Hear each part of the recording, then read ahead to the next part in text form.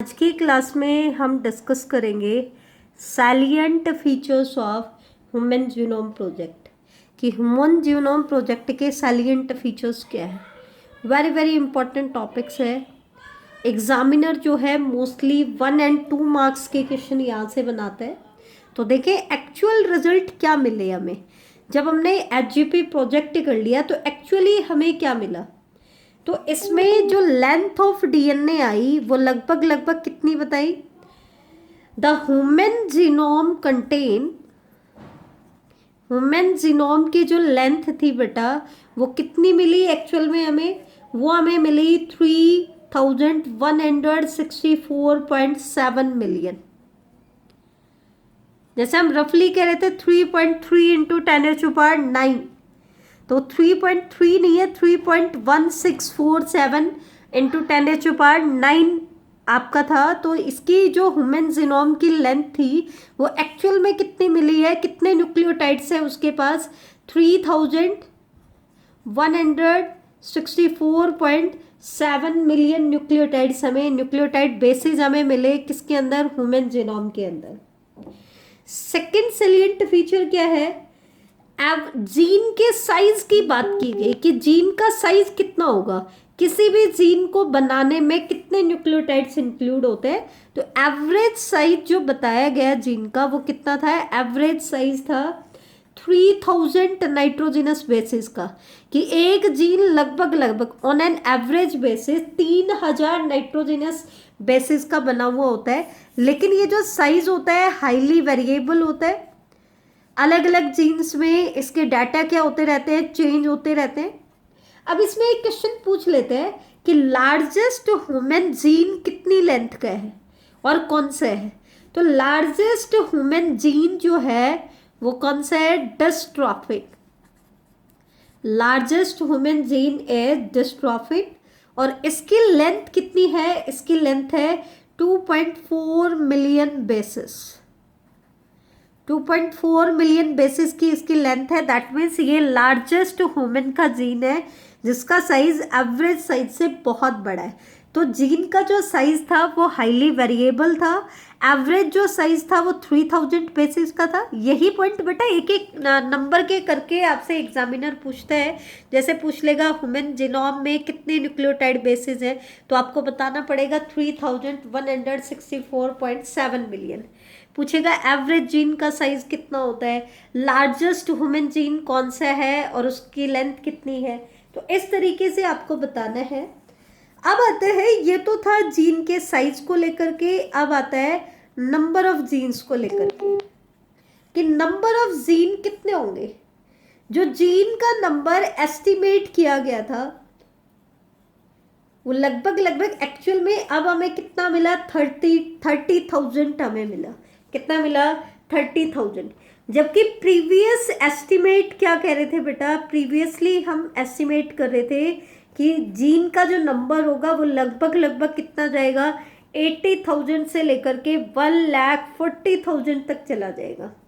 लेकिन ऐसा नहीं था। हमारे जो जीनोम के अंदर जीन्स का जो नंबर मिला लगभग एस्टिमेटेड जो हमने एस्टिमेट किया है वो कितना है, 30,000। ठीक है, ये क्या कह रहे हैं, यहाँ से हमें एक चीज और पता चली क्योंकि हमने जीनोम की सीक्वेंसिंग की, सीक्वेंस हमने देखी, अलग अलग ह्यूमन के जीनोम की हमने सीक्वेंस पता लगाई, तब हमें पता चला कि ऑलमोस्ट ऑल क्यों कह रहे हैं, क्योंकि 99.9% जो न्यूक्लियोटाइड बेसिस होते हैं they are exactly same in all people। वो सभी पीपल में क्या है, सेम है। मतलब कितने भी ह्यूमन, किसी भी 2 ह्यूमन को आप कंपेयर कर लो, कम से कम उसके जीनोम का 99.9% हिस्सा क्या मिलेगा बेटा, कॉमन मिलेगा, सेम मिलेगा, एग्जैक्टली सेम है। बच गया कितना, 0.1%। अब इसका मतलब ये नहीं है कि 0.1% में सभी ह्यूमन डिफर करेंगे, नहीं।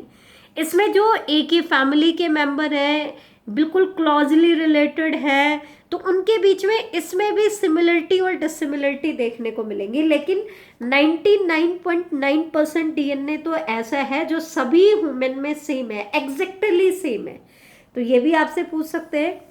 नेक्स्ट जो हमने देखा ह्यूमन जीनोम प्रोजेक्ट में, वो क्या देखा कि हमने जितने भी जीन्स हमने डिस्कवर किए, डिस्कवर्ड जीन्स हमारे पास जितने भी हैं, ठीक है, तो उनमें से लगभग 50% जो जीन्स है उनके जो फंक्शन है वो हमें आज तक भी नहीं पता है। उनके फंक्शन कैसे हैं, अननोन है, हम अभी तक भी उनका फंक्शन नहीं बता पाए हैं।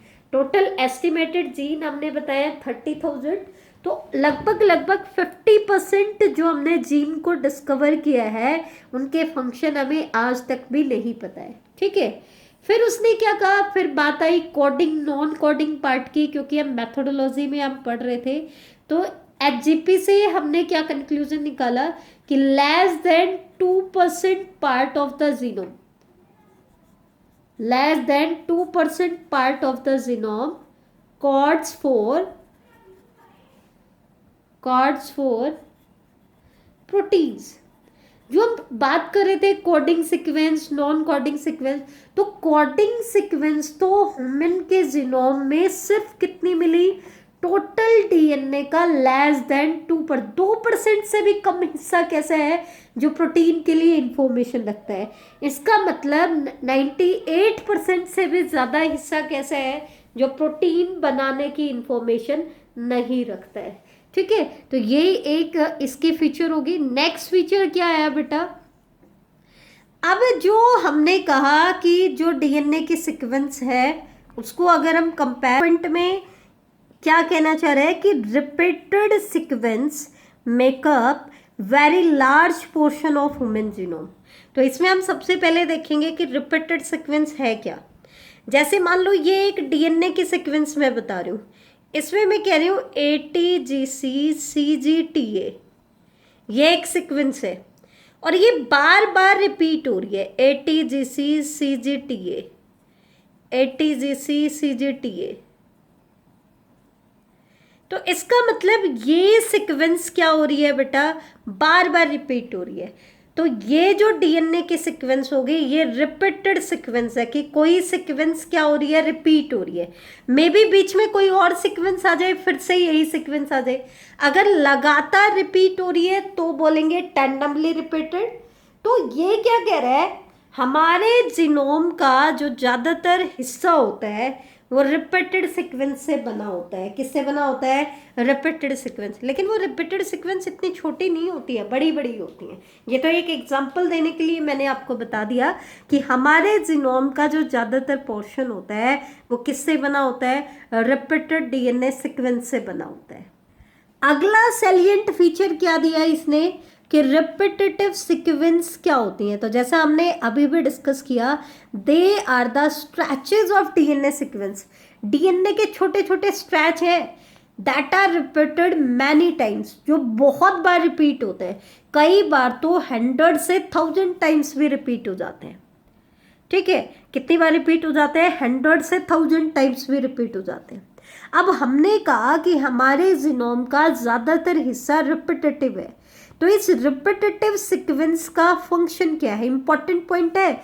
7th पॉइंट, 8th पॉइंट और 9th पॉइंट, ये एग्जामिनर के फेवरेट पॉइंट है जहाँ से एग्जामिनर क्वेश्चन पुटअप करता है। तो रिपीटेटिव सीक्वेंस का फंक्शन क्या है, they are thought to have no direct coding function. भाई जो रिपीटेटिव सीक्वेंस होती है उसका कोई कोडिंग, डायरेक्टली कोई कोडिंग फंक्शन नहीं है। दैट मीन्स वो प्रोटीन बनाने के लिए इंफॉर्मेशन नहीं रखते हैं, but they shed light on chromosome structure, उसके डायनामिक्स एंड उसके एवोल्यूशन पे फोकस डालते हैं।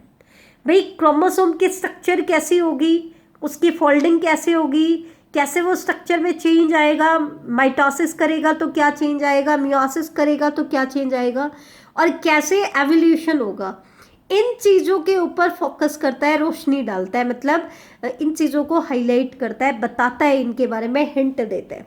तो ध्यान देना, ये आपसे एग्जामिनर पूछ सकता है कि रिपीटेटिव सीक्वेंसेस का फंक्शन क्या होता है, तो आप कहोगे कि इनका कोई कोडिंग फंक्शन डायरेक्टली नहीं होता है, अब कोड प्रोटीन बनाने के लिए इंफॉर्मेशन तो नहीं रखते हैं, लेकिन हमें क्रोमोसोम की स्ट्रक्चर, उसके डायनामिक्स और उसके एवोल्यूशन के बारे में बताते हैं।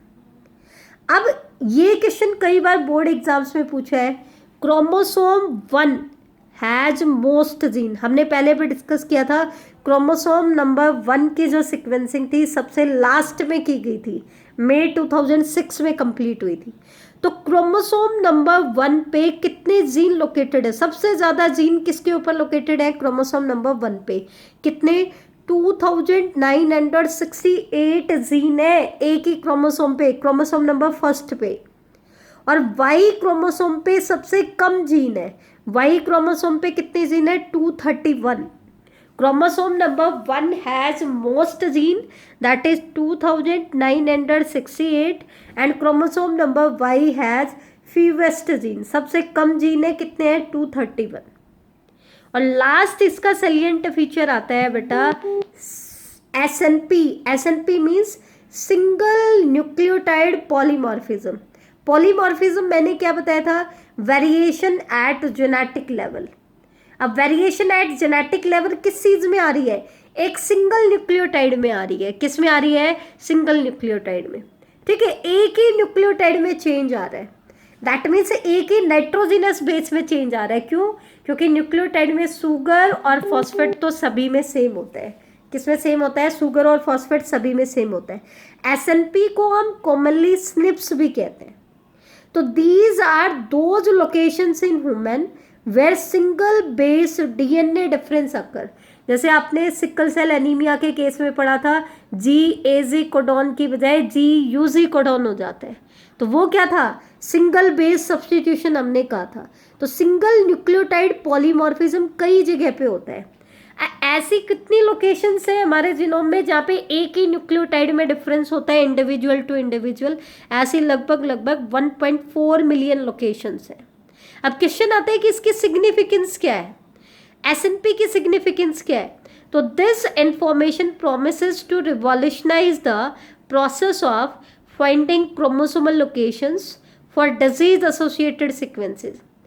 जो ऐसे सीक्वेंसेस हैं जो डिजीज कॉज करती हैं, तो ऐसी सीक्वेंसेस की लोकेशंस, हमें क्रोमोसोमल लोकेशंस फाइंड करनी है, तो उसमें हमारी हेल्प करता है। और दूसरा tracing human history, human history को ट्रेस करने में हेल्प करता है। ठीक है, तो ये है बेटा इसके सैलिएंट फीचर। अब हम इसके आगे नेक्स्ट क्लास में डिस्कस करेंगे।